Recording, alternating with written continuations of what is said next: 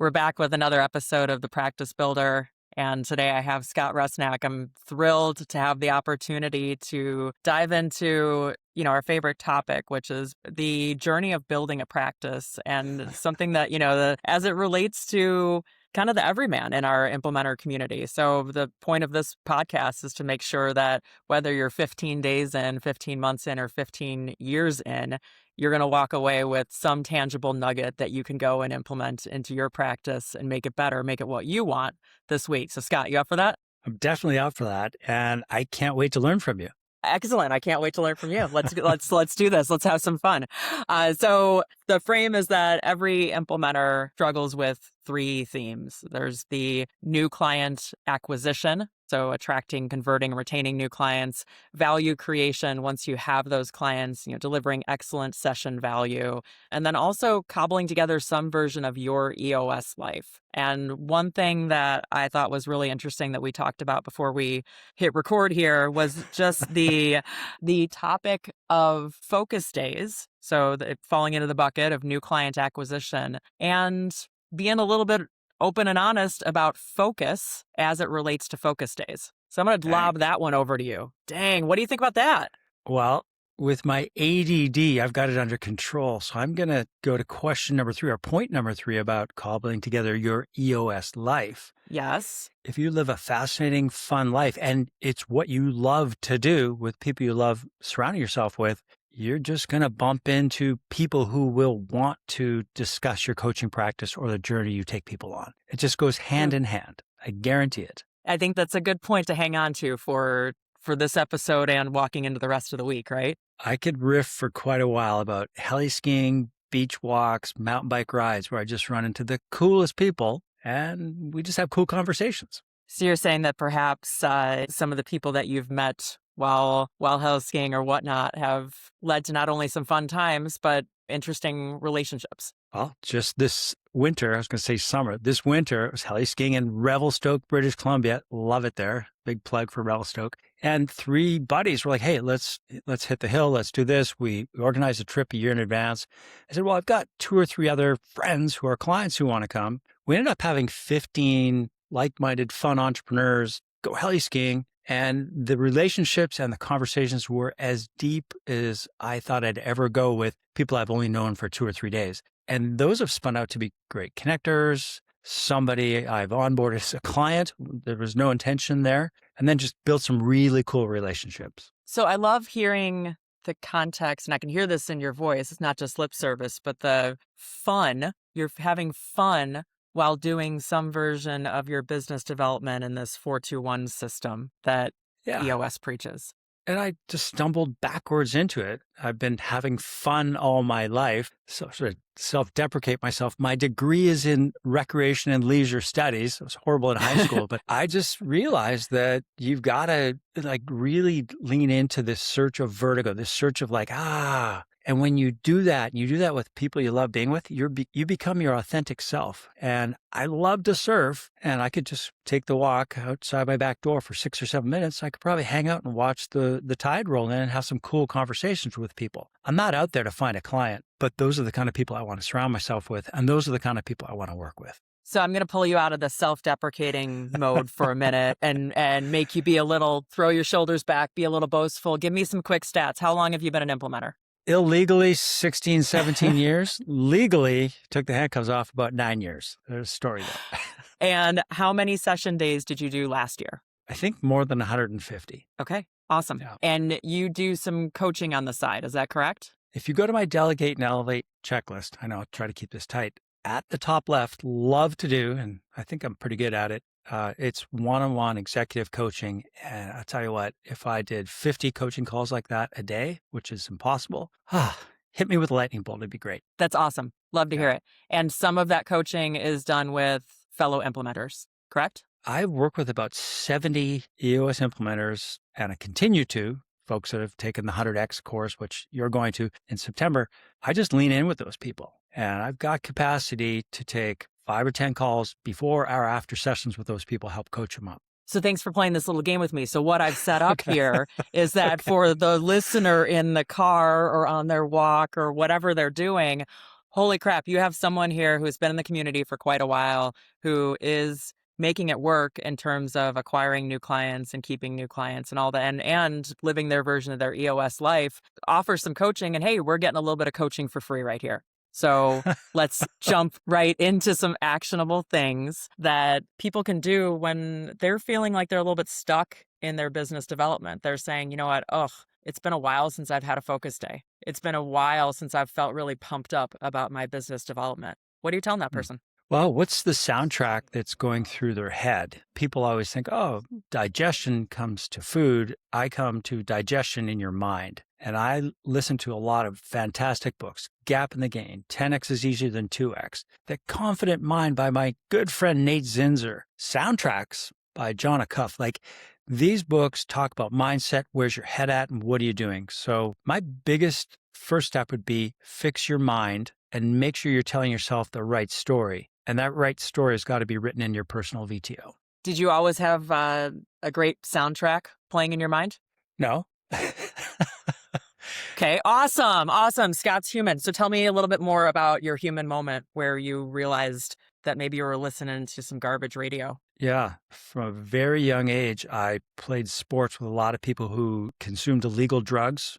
You name it, they injected it, they took it, blood doping, the whole thing. Wow, they reached the top. Like, I'm talking Tour de France yellow jersey wearers, gold medalists. They reached the top of the podium, but they soon found out that this Olympic hangover, this depression cycle that entrepreneurs and athletes go through on the way down, they realize they can't do that without cheating again, leads to suicide, depression, broken marriages, broken friendships. And there was probably a period, Chris, for about 10, 15 years where I lost a friend a year through suicide, and it was just debilitating. And I had to go through some therapy as well, because you always think you can help other people. So Yeah. I've seen some bad shit. I've thought about doing some negative things to my body, which I never did, flighting. I'm like, gosh, but it's a chicken shit route to do that. So be true to yourself and make sure you're playing a good soundtrack in your mind. Love it. What is one thing that, so let's say the person decides to do some habit formation, habit changing, putting a different soundtrack in. What are other things that people can do when they're feeling stuck in terms of building their practice? And again, the refrain I keep hearing over and over is just, BD is a grind. BD is not something I look forward to. BD is hard. The word BD is interesting. Business development. I'm not really doing any business development. I call it who, not how, or what am I doing and who can I track myself with? Like, I look for humbly confident people, people who do what they say, people who want to leave others in a better place than they found them. And if you're having conversations with people at concerts, I started thinking about the concert coming up this weekend, or the horse races. I'm going to go this afternoon with some friends, or surfing or biking, and you're having cool conversations with like-minded people. That's business development. It's not hanging a banner up at a trade show or sponsoring a golf tournament. Like, that's nice and you can do it, but it's having real conversations with people who you really bond with. That just makes life so much easier. Well, I love that you share that, because I will humbly boast that I got my first piece of fan mail. So as a podcast host, I feel like I'm going to go frame that. The question that was, or the request that was made was, hey, can you go find someone who can speak to the what's before the 4? Meaning, we have this system of 4-2-1, but how do you go find that before the 4? And I think you nailed it. It's not scouring Zoom info for anyone who has a business. It's thinking about, what do you care about? And how does that intersect with the world of potential partners? Because when you're swimming in that world, you're going to show up as your best self. Who wouldn't want to work with you then? Before I joined the community, my illegal EOS Implementer stage, probably about 9, 10 years, I was spreading myself so thin. I was working on some scaling up stuff, a little bit of EOS stuff when the book first came out, Rockefeller Habits, Lencioni stuff. I was doing everything, and that wasn't good. I was like a water beetle. But when I finally slowed down and focused on one thing, and I wanted to be the best EOS coach in the history of the world, when I just focused on that, listened to the right soundtracks, and then surrounded myself with the right people, and I really want to go there, things just took off. All right. Click, click. The right people, surrounding yourself with the right people. What does that mean? There's, so we'll go to our core values, which we've already talked about, that people analyzer, which people know about. They need to take a look at their concentric rings in their life. I learned about something called Dunbar's number about 20 years ago that basically said you become the version of the people you hang out with. So you better really make sure you're hanging out with the right people. Dunbar's got these concentric rings. He called them 5, 15, 150. So the 5 most important people, hey, they become like you and you become like them. Now look at your personal life and your business life and take a look at those 2 groups of 5. When I look at my 5 connectors, I've got a mentor, I've got a coach, like the people on the business side, we can take on the world and win. And I feel the same way with my family. It's not always easy, but that 5 on the business and personal side is a big deal. Then that next ring could be, in the business side, could be clients. It could be 15 clients. I had a really tricky session yesterday. And in fact, I'll say their name, Stormwater Pros from Phoenix. We're dealing on a flywheel and some interesting things are going to the California and Arizona market. But they trusted me and I trusted them and we got through it. The CEO of the company, Brig, he gave me a good handshake after. He's like, that was tricky. I'm like, but I loved it. He's like, I did too. So those kind of clients you can help get somewhere. And then, whoop, now I'm going to flip over to the other side. Your personal life. Who are the 12 to 15 most important people you're spending time with? Skiing, mountain biking, surfing. And those 2 groups will get you everything you want. You don't have to do anything more than the top group of friends and the top group of clients, and off you go. So one thing I want to connect from episode to episode, I spoke with Ted Bradshaw recently, who spoke about his view of guiding people through boot camp and the observation that many people who enter into becoming an implementer are kind of at this crux of trying to create something different for their life. Would you say that's fair to say? It is. Depends where I go with it, right? Okay, yeah, it is. I'm imagining that the concentric circles, it's something that you need to not only name, but regularly evaluate. And maybe make those, hard conversations of, maybe you had your high school or college best buddy who was your ride or die, but hanging out with him every weekend is not filling your cup or things like that. Or even it could be a business partner. Dang. Well, Ted was on this show with you a few weeks ago. Ted and I grew up in the same town in Edmonton, Alberta, Canada. Stop it. I didn't know that. It's okay, crazy. That's I great. introduced him to his wife, but his wife was my BDR like a zillion years ago when she was Jennifer Gallagher before she became Jennifer Bradshaw. So instead of getting to Ted's life story, let's talk about Dunbar's number and Ted and I. Yeah. So I'm on Vancouver Island. I worked with a group in Canada and I was coming back to Scottsdale back and forth. And Ted was in town golfing with a good friend. And he's like, Scotty, we get together and have a conversation about what you're doing and what I'm up to. And so we met and he's like, you got to come over to this side of the world, this EOS side. And I'm like, nah, I got my own practice. I'm doing good. We started to have this conversation.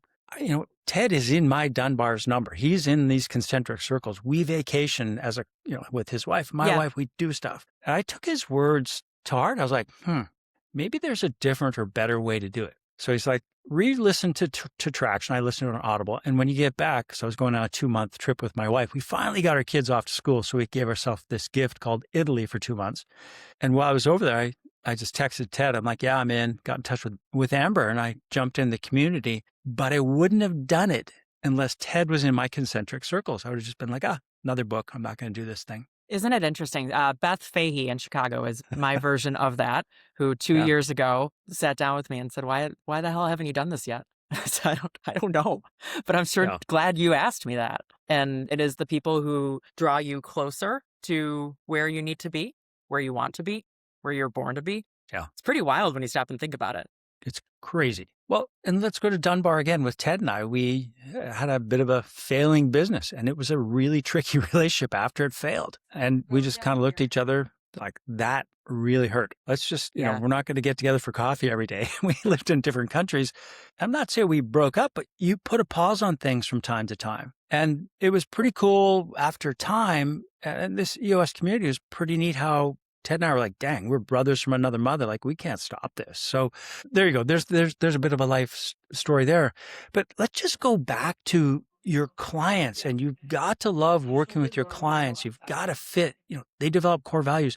You better be a fit because you can't fake it. Go on to that. Go on. There's a reason why you're saying that.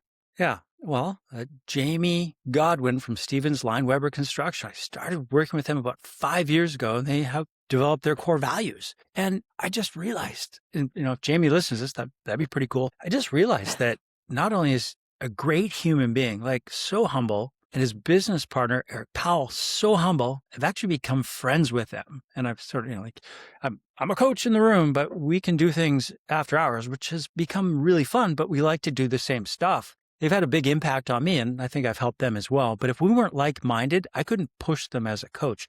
Sometimes they don't like the methods, but they love the outcomes. And they push me back. They coach me as well and say, hey, Rusnak, we've got to go in this direction. So it's a pretty cool relationship. And from that relationship, they refer me to other clients. Like, they basically sit down with other people. It's like, Scott helped straighten out our business. You need to talk to him. I'm like, dang. What's hitting me right now, I'm thinking about a little walk and talk, a virtual walk and talk that I had with Mike Kotsis yesterday. And we were talking about, he's good for the brain and good for the soul. And so we were talking about how a lot of us go through a stage of life where we work so hard to separate work and life. Work and what we'll call life, right? And so having this division from, okay, well, now I am doing the work and now I'm going to put up this barrier and make sure that it doesn't seep into any of my, my family or my interests outside.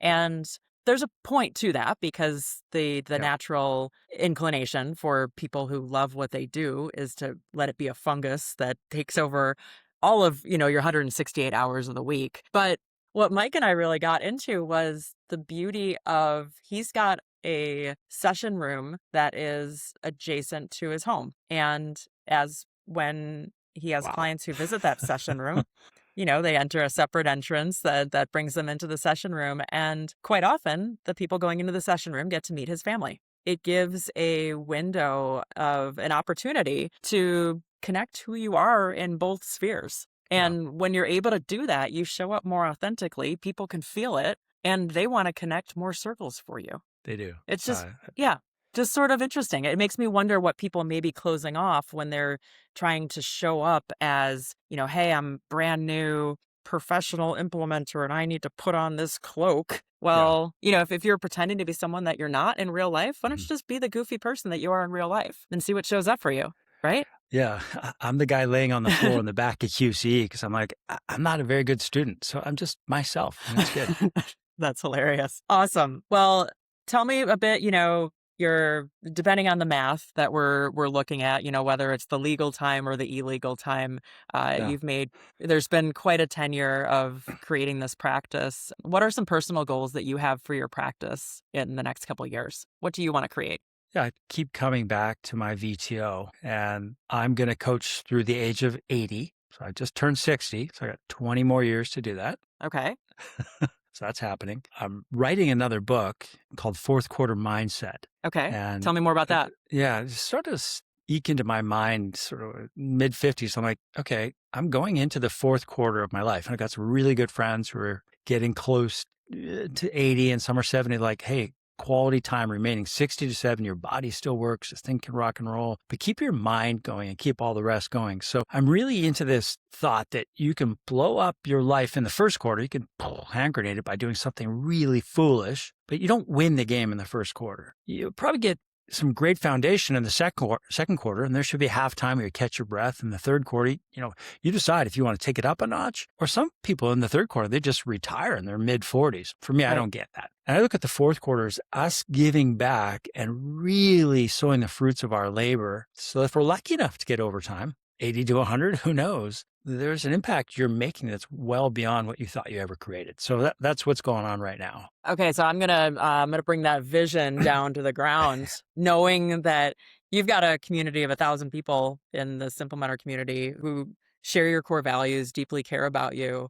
What are a couple things? Bring that really down. What are a couple things that are going to be true within 3 years? In 2 years, I'll be cutting my practice in half. Whoa, that's a big shift. Yeah, I decided that last year. I've got a couple big private equity groups and a gigantic franchise that they're going to be selling or being acquired. Some different things are going on. And these years of doing 150, I think one year did 170 sessions. I really love it and I enjoy it, but I'm good. And I'm just going to go deeper with the clients I have, which will be half as many as right now, which is great. Yep. Some will stay. I've worked with some for 10, 12 years. Others are like, no, 2 years is good enough. So I'm going to cut that in half and I'm be really intentional about who I work with. I'll be doing a lot more executive coaching. The speaking engagement thing seems to roll pretty nicely as well. So that's what it looks like within the next 2 or 3 years. And it might be closer to 2, Chris. Well, knowing you, knowing the speed at which you attack things, I wouldn't be surprised at that. And I Yeah. love that, again, what the things that I've picked up upon here are there are seasons, right? So there are, whether you want to look at it as quarters or the seasons, and there are even just within your implementer practice, there may be a season, again, 170, that's bananas. But there are going to be seasons where maybe you're 120, maybe you're 90, and you're going to figure out your sweet spot. And frankly, your sweet spot is never going to be the same for every person because everyone has different outside lives. I think of myself right now. I've got, you talk about that trip to Italy. That sounds amazing. That can be a reality for us in 4 years. Until now, we're a grind city where I'm driving their asses around everywhere. And all my recreational time is spent going to Costco to buy more food for them. But, so right now I'm in a dig in it and work and build stage. And that is my happy spot. And I think that every single person listening to this can relate to, again, having a different family makeup, a different outside life makeup that's going to change your goals for your, again, how many sessions you're doing, the, intensity at which you're attacking that relationship building. But I really enjoy just being able to crawl around in your brain and trying to figure out, again, not only how have you approached the way that you've approached building the practice, but then also you've mindfully assessed it along the way. What I see is that you realize that these concentric circles are continuing to either feed or attack what you're building. So you gotta be really careful about that. I hope that everyone takes that away. But then also it's never get into that spot of complacency of just like, oh, well, I did this last year, so I must repeat it next year. No, you don't. That would be boring. The other thing I would advise other coaches, implementers, whomever it is, take a look at what your commitments are for the next week and figure out what you're going to say no to. I'll tell you, on Monday, I said no to 2 things that were pretty darn cool opportunities. One was a collaboration. And at the end of the day, the freedom I felt was like just a heavy blanket fog being lifted off of me. I was like, oh my gosh. So then I looked at moving forward for the next 30, 60, 90 days, what am I going to say no to? And I removed 3 or 4 other things. And oh my gosh, again, Chris, I'm like, whew. And I was talking to my wife about it last night, and she's like, yeah, let's not do that, but let's do this. And it really helped a lot. We have a lot of control that we don't always choose to take. One thing I do want to call out and end on this high note is tell us where you're at right now. Oh, I'm in Solana Beach. That's my backyard. I was looking at the surf earlier, so. Okay.